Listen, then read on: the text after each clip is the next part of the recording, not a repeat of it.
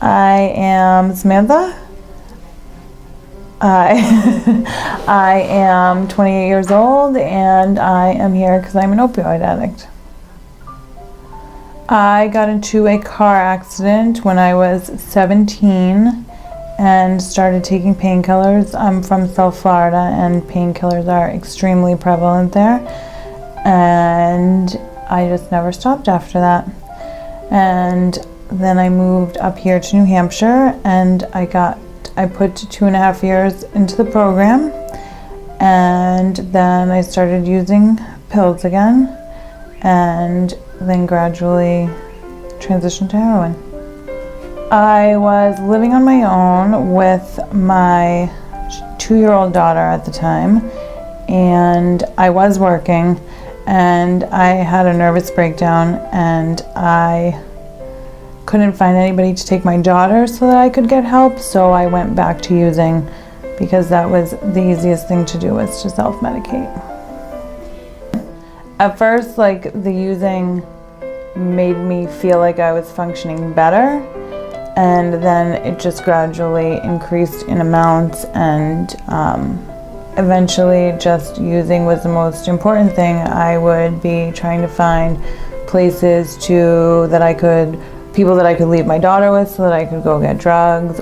But my mom took her for a little while, and I went through detox at Serenity, and I stayed sober for a little while, and then I just started using again, and it just got to the point where I couldn't function at all, and my cousin took custody of my daughter because I was just a total nervous wreck. I wasn't using as much as I had in the past, but my life was so much more unmanageable.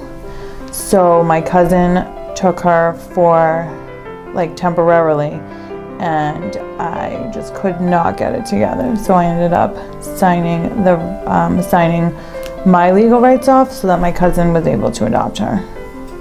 But I know that I will never have a relationship with my daughter if I can't stay clean. I went to the old Farnum Center in 2012, and I stayed sober for a little while after that, and I kept relapsing, but my time using was getting shorter and shorter in between, with more and more consequences. My life became super unmanageable way quicker. The amounts that I was using was so much quicker. And this last time that I was out using, I had a probation violation warrant out, and I was just so miserable, and I just completely lost the will to live, and I was like, I know where I can go. I can go to the Farnum Center. I've been focusing a